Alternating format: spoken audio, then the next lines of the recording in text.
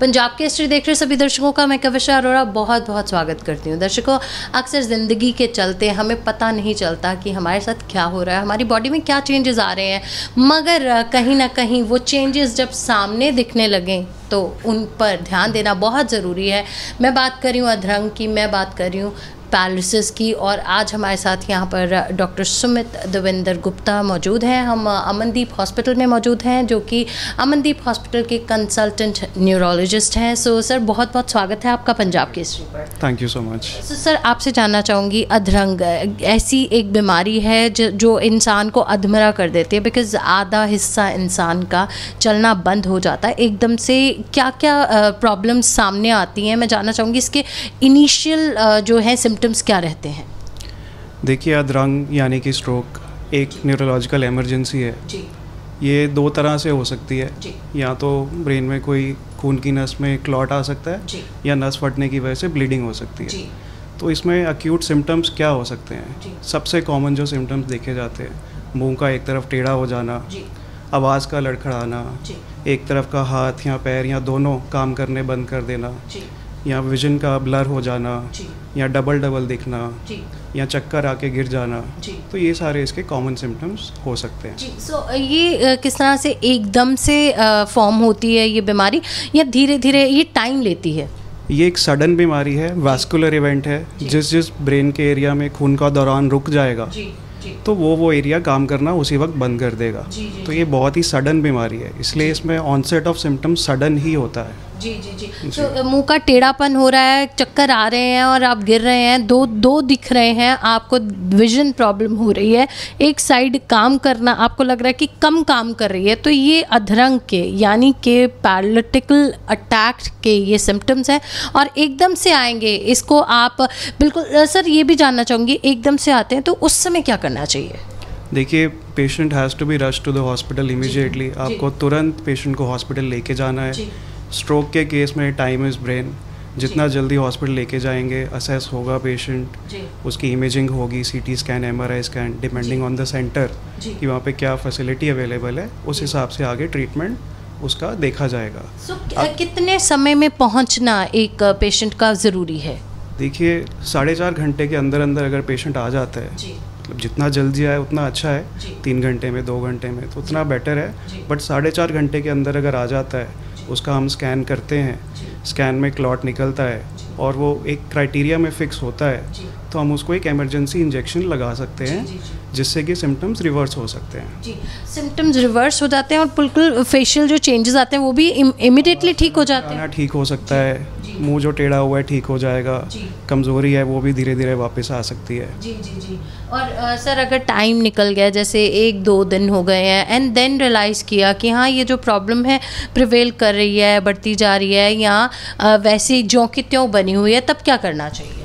देखिए, अगर काफ़ी टाइम निकल चुका है, 2-3 दिन, तो फिर ये सब ट्रीटमेंट तो काम नहीं आएगी। फिर कंजर्वेटिव ट्रीटमेंट पे ही यूजुअली रखना पड़ता है, जो खून पतला करने की टैबलेट्स हैं, कोलेस्ट्रॉल कम करने की टैबलेट्स हैं, और जितने भी एसोसिएटेड रिस्क फैक्टर हैं पेशेंट के, जैसे कोई शुगर है, बीपी है, या कोई एथेरोस्क्लेरोसिस है, मतलब कोलेस्ट्रॉल हाई है, वो सब ट्रीटमेंट चलेगा। साइड बाय साइड फिर हम फिजियोथेरेपी और न्यूरो रिहैबिलिटेशन चीज़ें शुरू कर सकते हैं। और इसमें सर ये प्रोसेस में कितना समय लगता है? वो तो इंस्टेंट है, इंजेक्शन लग गया और काफ़ी जल्दी रिजॉल्व हो जाती प्रॉब्लम। अगर उसमें डिले हो जाता है तो कितना लंबा समय लग सकता है इसको काफ़ी हद तक ठीक होने में? देखिए, वो डिपेंड करता है कि साइज़ ऑफ इन्फार्क्ट क्लॉट कितना था, कितना एरिया ब्रेन का डैमेज हो चुका है। जब इनिशियली पेशेंट की पावर कितनी थी, पावर की हम ग्रेडिंग करते हैं 5 में से, 1, 2, 3, 4, 5, तो 0 मतलब नो पावर। तो इनिशियली जब आए थे पावर कितनी थी, और फिर बाद में जब हम रिहैबिलिटेशन शुरू करेंगे, उसके बाद 3 से 6 महीने कम से कम लग सकते हैं। सो फेशियल जो चेंजेस आते हैं वो क्या रिवर्स हो पाएंगे उसके बाद? ये जो इंजेक्शन नहीं लगा है उसके बाद क्या वो फेशियल चेंजेस जो आते हैं वो रिवर्स हो पाते हैं? कई केसेस में हो जाते हैं, कई केसेस में कुछ ना कुछ रेजिडुअल डेफिसिट भी रह जाता है।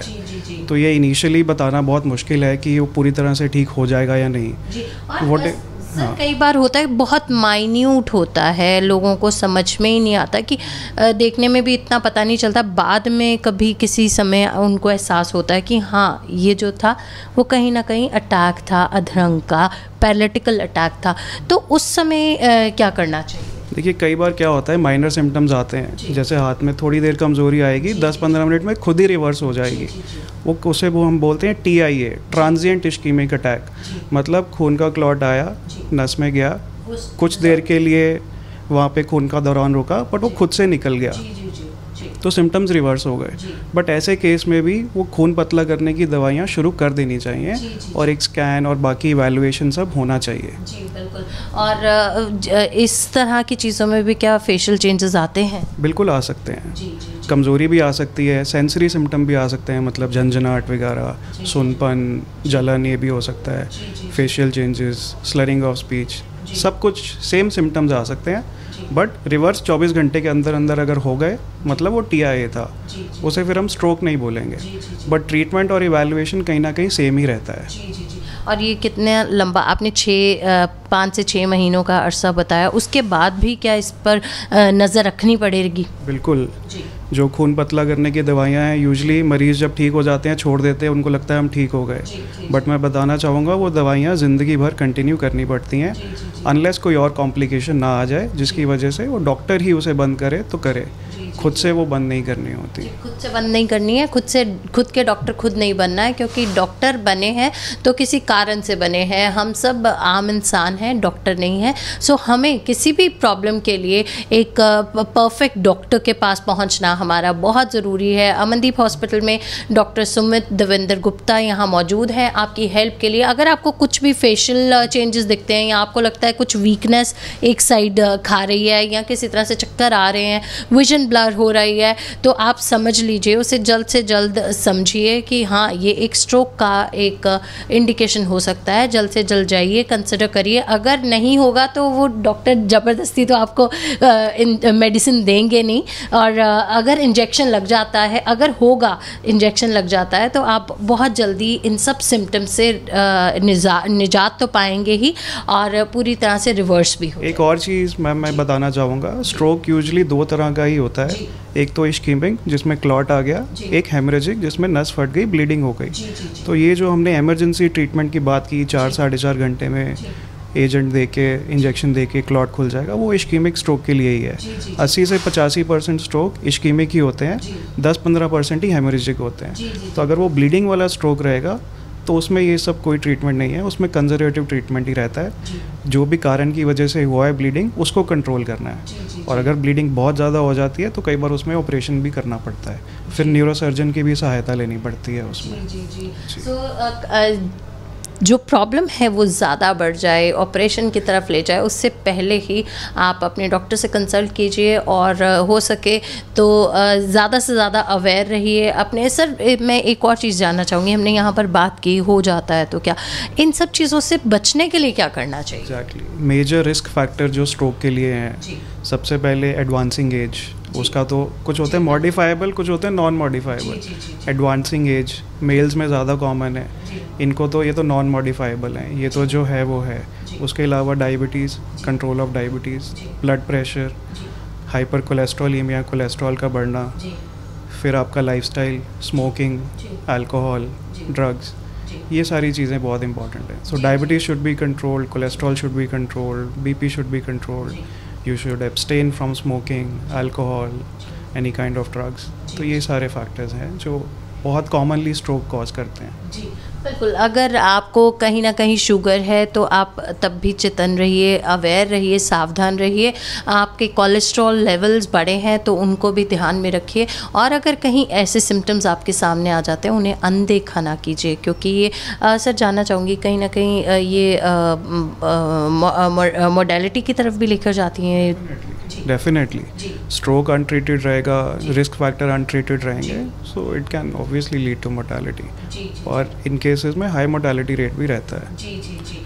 तो इसलिए आपकी जान जो है, आपकी एक इंसान की जान सबसे कीमती है और समय उसमें उससे भी ज़्यादा कीमती है। समय का ध्यान रखते हुए, समय को समझते हुए और समय की नज़ाकत को देखते हुए जल्द से जल्द एक अच्छे न्यूरोलॉजिस्ट के पास पहुँचें और अपने आप को ट्रीट करवाइए। Thank you so much sir for telling us this much and giving so much awareness to our viewers. Thank you sir. In the end मैं बस यही कहना चाहता हूँ कि जब किसी को इस तरह के सिम्टम्स शुरू हो, they should try to immediately rush to the hospital, क्योंकि हमें नहीं पता वो इश्कीमिक स्ट्रोक होगा या हेमरेजिक होगा, वो हमें स्कैन के बाद ही पता चलेगा। तो अगर वो इश्कीमिक स्ट्रोक है, क्राइटेरिया में फिट हो रहा है, सो it can really change the life of the patient. जो पेशेंट अदरवाइज 6 महीना 1 साल बेड रिडन रहने वाला था, टाइमली आ जाए, टाइमली इंटरवेंशन हो जाए, ट्रीटमेंट मिल जाए, सो उसकी फैमिली के ऊपर और उसकी लाइफ के ऊपर जो बर्डन आने वाला था, इकोनॉमिकल बर्डन भी, वो भी हम किसी तरह से उसको भी प्रिवेंट कर सकते हैं। तो जी, time is brain, that should be the thing. Immediately आप हॉस्पिटल आइए अगर ऐसे कोई सिम्टम शुरू हो रहे हैं। जी बिल्कुल। Thank you so much sir for being with us and telling so much about अधरंग स्ट्रोक। और आप भी अगर देख रहे हैं इस वीडियो को तो ज़्यादा से ज़्यादा शेयर कीजिए। आज का जो समय है बहुत सारी टेंशन्स को लेकर आता है, बहुत सारी हम लोग हाइपरटेंसिव हो जाते हैं और हाइपरटेंशन भी कहीं ना कहीं इस तरह की बीमारियों को निमंत्रण देती हैं। सो हम सब कहीं ना कहीं जूझ रहे हैं ज़िंदगी की जंग से। सो इस तरह की इन्फॉर्मेशन सबके साथ ज़रूर बांटिए, क्योंकि शेयरिंग इज़ केयरिंग। आप बने रहें पंजाब केसरी पर, देखते रहें पंजाब केसरी, क्योंकि पंजाब केसरी है आपके दिल की धड़कन।